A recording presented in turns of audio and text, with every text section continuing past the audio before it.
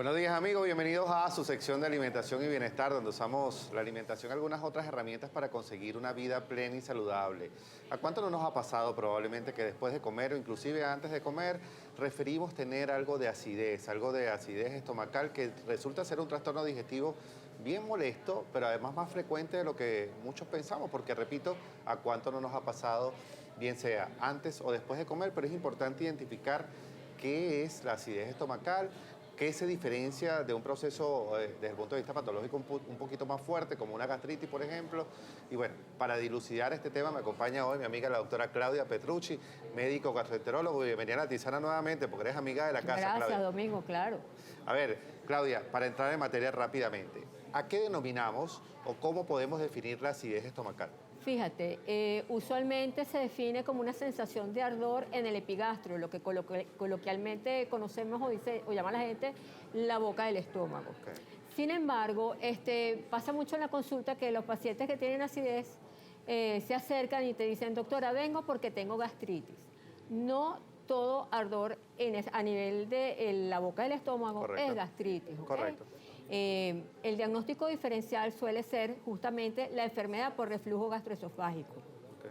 Entonces hay muchos pacientes que de hecho han sido tratados como gastritis, me dicen, doctora, me trataron, me dieron un tratamiento para el Helicobacter pylori, me curaron la gastritis, pero yo sigo con los síntomas. ¿Cuál es la causa, Claudia? Porque evidentemente hay un tema de transposición de alimentos, de digestibilidad, recordar la función mecánica que tiene el estómago para subdividir o predigerir los alimentos, pero ¿cuál es la causa más frecuente para que pueda haber acidez estomacal? Fíjate, si estamos hablando de gastritis como tal, que es una irritación, una inflamación de la mucosa del estómago, es porque hay un deterioro de la capa mucosa que recubre la mucosa del estómago.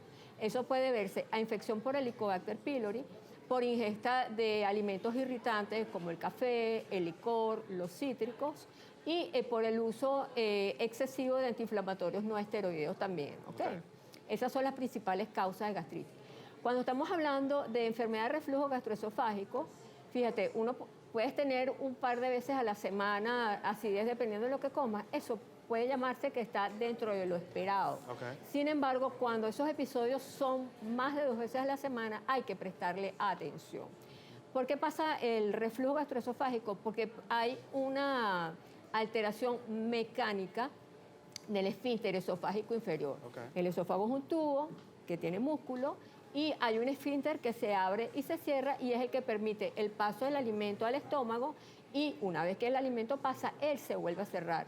Cuando ese esfínter es incompetente y se queda relajado, se queda abierto, el contenido gástrico, que es ácido, sube y te irrita el esófago. Claro. Y entonces los pacientes que tienen reflujo no solamente tienen ardor a nivel de la boca del estómago, sino que sienten que ese ardor sube hacia la garganta e incluso pueden tener síntomas fuera del esófago. A eso voy. ¿Cómo diferenciarlo? ¿Cuáles son los síntomas que yo puedo identificar, bien sea para una gastritis, para una acidez estomacal o para un reflujo gastroesofágico? Fíjate, la gastritis usualmente puedes tener ardor, puedes tener sensación punzante a nivel de la boca del estómago. Como un poquito de dolor. Como un poquito de dolor, ¿verdad? Puedes sentir como indigestión, gases, distensión, eructos, ¿ok? Y pueden a veces incluso tener náuseas y vómitos los pacientes y puede estar asociado a pérdida del apetito. Los pacientes que tienen reflujo gastroesofágico tienen esa sensación de ardor que le quema y le sube a la garganta. Que puede tener la sensación inclusive de vomitar, más no vomita. Exactamente, es decir, tienen la misma sensación. Tienen náuseas y puede tener, como te digo, síntomas gastroesofágicos, es decir, te puede arder la garganta porque el ácido te llega a la faringe, puedes tener tos, pueden haber episodios de otitis, de sinusitis asociados a enfermedad de reflujo gastroesofágico. Una tos seca puede ser un identificativo, sin duda alguna. Es un motivo muy frecuente de referencia. Creen que es respiratorio y básicamente el otorrino refiere muchas veces al paciente, al gastroenterólogo, porque hay sospecha que esa sintomatología esté relacionada justamente con un problema digestivo de reflujo. Tú mencionabas hace un momento que hay una alimentación recomendada, que hay algunos alimentos que son irritantes. Yo creo además también que hay un tema de contextura, de consistencia, de tipo de preparación de los alimentos, además del espaciado en un número de comidas.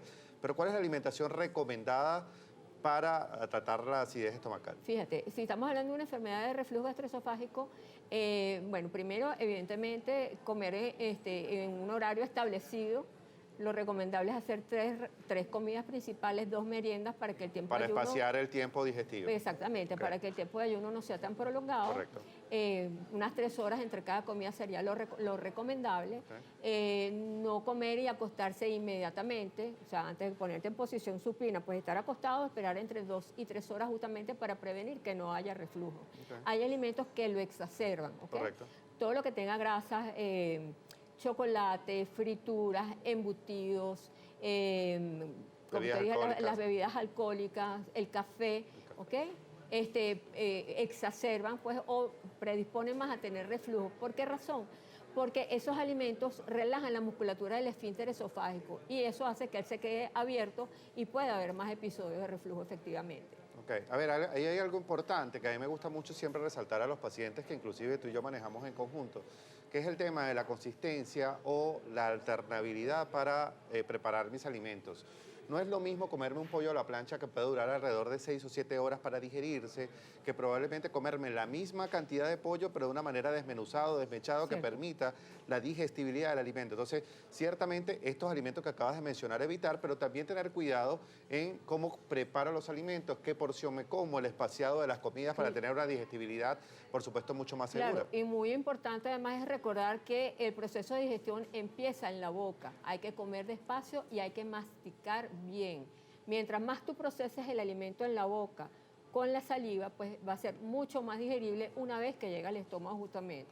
El comer que nos pasa mucho en pacientes bariátricos por un tema de reducción de la capacidad gástrica, pero me salta la duda, es decir, comer y beber al mismo momento, que es un mito nutricional, pero quiero que tú se lo aclares a nuestros televidentes. Bueno, lo recomendable es tomar antes de la comida. Y luego de ella. Y luego de ella, Ok. no durante, ¿ok? Ok. No durante, porque además exactamente pues sobredistiende el estómago si te estás además, si estás consumiendo una porción de alimento que es copiosa, ¿no? Hay algunos otros mitos nutricionales que tú lo debes haber escuchado tanto como yo, no solamente de nuestros familiares, de nuestras abuelas, es cuando tengo un proceso de acidez tomarme una soda o una gaseosa, probablemente con agua de limón o inclusive bicarbonato con limón, es decir, intentar alcalinizar, lo veo yo desde el punto de vista bioquímico, Sí. pero a ver, esos mitos nutricionales para tratar la acidez, ¿son ciertos? ¿Funcionan? Bueno, ¿No funcionan? El bicarbonato suele hacer un efecto rebote luego, ¿ok?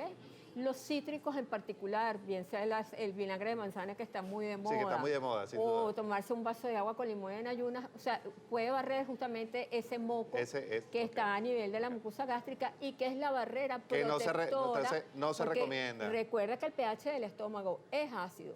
Ok. Y el objetivo de que ese moco esté allí es que el ácido que tú estás produciendo digiera los alimentos, pero no te irrite la pared del estómago. Ok. Entonces, bueno, vas a barrer ese moco que está allí, que es una protección, y además tú estás añadiendo un pH más ácido Sin duda. al que ya tiene el estómago. Entonces, bueno, no suena muy No lógico suena el, muy- el claro, razonamiento. claro. Claudia, tus redes sociales, porque se nos agotó el tiempo en pantalla, pero por supuesto estoy seguro que al ser un tema tan frecuente, muchos acudirán no solamente a tu consulta, sino además a tus consejos. Sí, fíjate, el Instagram y también el Facebook es @DRA Claudia Petrucci. Perfecto. Allí lo tienen de todas maneras. Recuerden que a mí pueden seguirme por @Domingo Porras en Instagram. Allí los voy a llevar al resto de las redes sociales para seguir comunicándonos. Vamos a la pausa y venimos con más en breve de La Tisana.